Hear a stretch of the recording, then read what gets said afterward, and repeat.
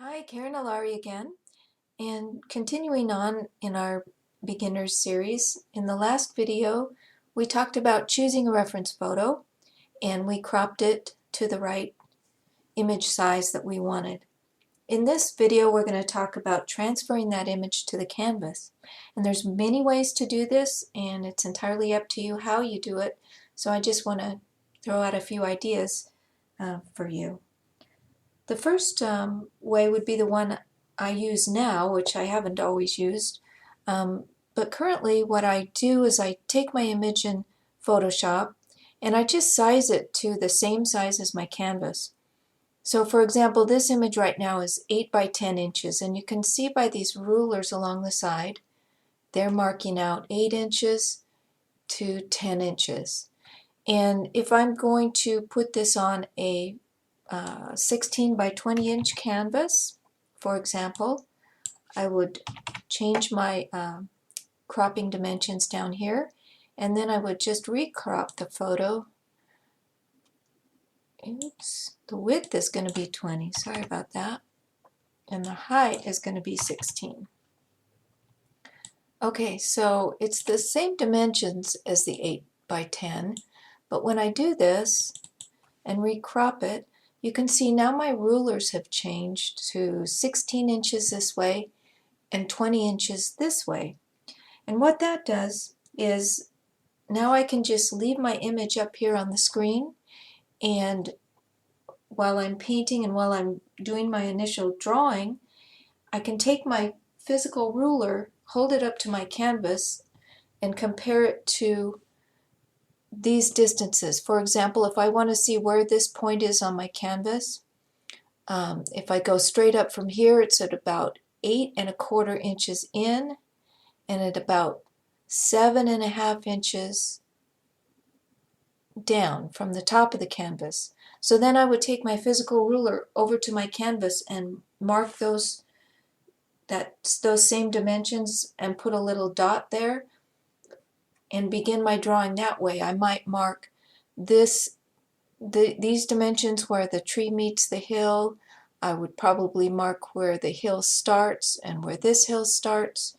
And I just mark those key reference points on my canvas to get my drawing started in the right direction. And from there I would just use my eye and compare things and say, well, okay, the top of the tree is about this angle from the top of this background trees, and go on like that. So that's one way, a real simple way. It doesn't take any in-between steps to do that. And I will usually draw on my canvas directly in paint. You could also use a pencil if you're more comfortable with in the drawing section. Okay, the second thing you're going to do is print out a physical photo and work from that. You can print it out full size. For example, we would go back to this 8 by 10 size, because obviously if you're just printing out on regular 8½ by 11 paper, that would be the largest size you could print out in full size and use. So we would make our image back to 8 by 10 and just print it out on a piece of photo paper in that size. Now the other way you would do it is we would use a grid to square it up to proportionally enlarge our photo to the size of our canvas. And to do that, we're going to have to print our photo to a proportional size. So for example, you could print it 8 by 10 and then size it up easily to a 16 by 20. If you wanted to print on an 18 by 24 inch canvas, for example, it would be easier to go to something that divides evenly into that. So 6 inch by 8 inch is going to divide evenly. Now that's going to change our crop too, so we would have to adjust our crop because that's a slightly different proportion than this 8 by 10 that we're working with right now. So you might change it to there and then print it out on the 6 by 8 size. And so obviously you would, whereas the 8 by 10 would be a 1:2 proportion, a 6 by 8 would be a 1:3 proportion in order to get to an 18 by 24. And I'm going to switch over to my other camera and show you some grids and what I'm talking about, and that'll make more sense in a minute. Okay?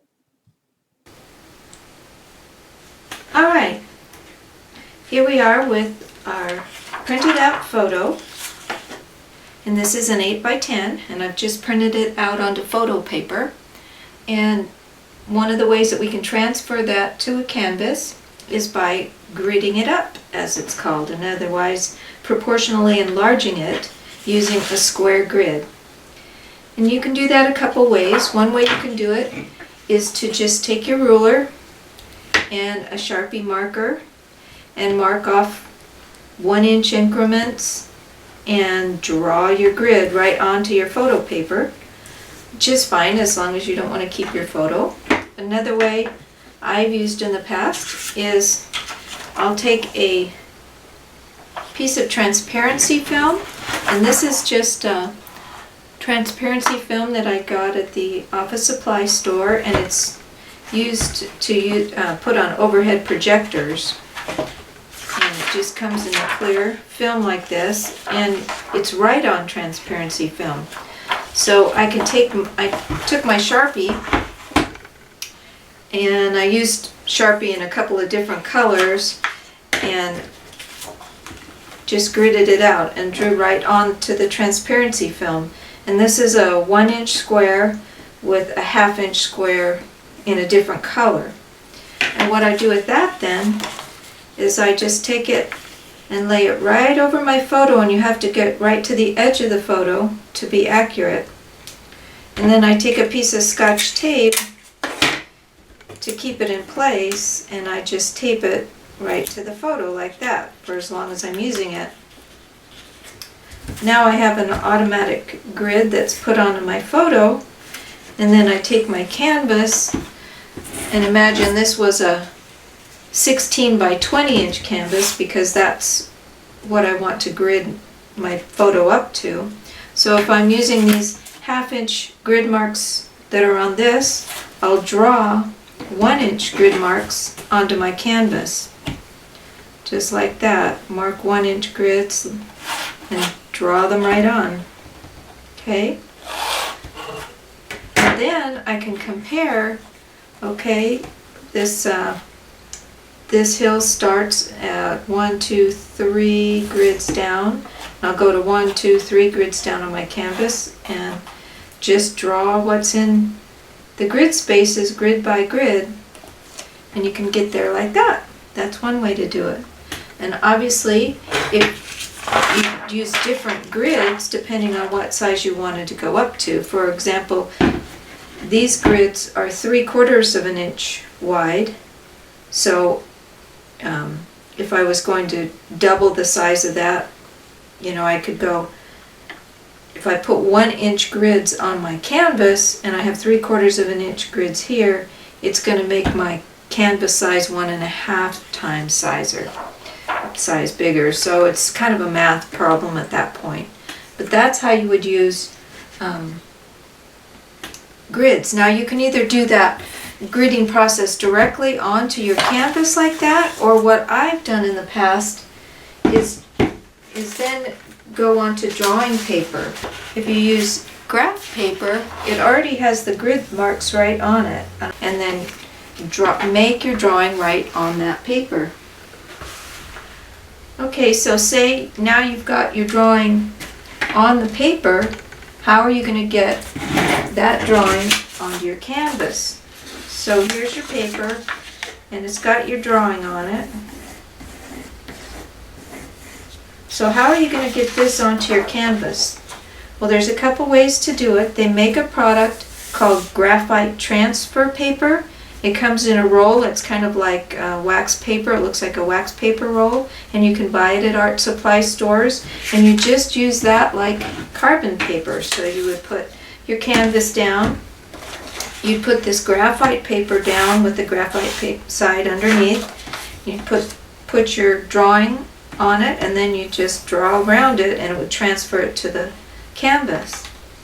Now if you don't have graphite transfer paper, you can also take your drawing and take a regular soft drawing pencil and apply some graphite to the back of your drawing. You don't have to go all the way over your drawing. You can just do it in the areas where you actually have pencil marks.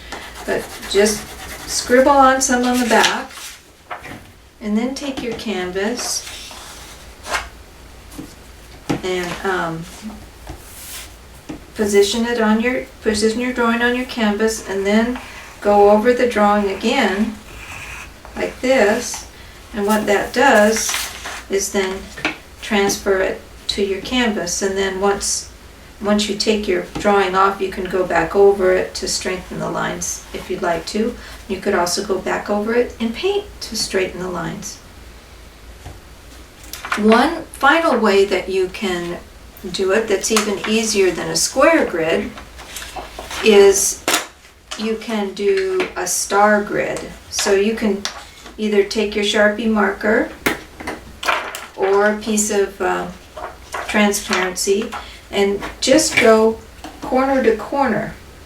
Now the benefit of a star grid is you don't have to worry about proportions. Once you've star gridded this up and star gridded your canvas, it won't matter. You can which size you're going to, because the star is the same for any proportion. So you're just going corner to corner. I should have a longer ruler, but that's okay, I'm eyeballing it. And then mark the very center. This is an 8 by 10, so that's 5 of your photo.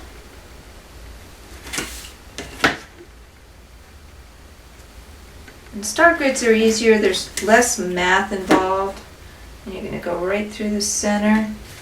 And kind of want to make sure I get this right in the middle again, so I'll mark 4 and 4. These are just easy ways to help get your drawing accurate. And those of course should have crossed right in the middle, but I'm going kind of quickly here. So so then once you get this done on your photo, you take and put the same grid lines. Take your canvas, however big it might be, and again my ruler's not long enough, but you'd put the same grid lines on your canvas. Okay, you get the idea.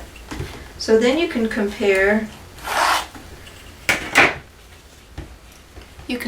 your canvas to your photo and say, okay, I see that this bush is right here in this angle, so it's going to be about here, and it goes to there. And then you see it just gives you an aid in figuring out where your drawing items are going to be. Hopefully that makes sense to you. So there's a lot of different ways that you can transfer your drawing to your canvas. And of course, here's one last way: good old tracing paper. Okay, you can always just put your tracing paper onto your drawing, trace around it as much as you want,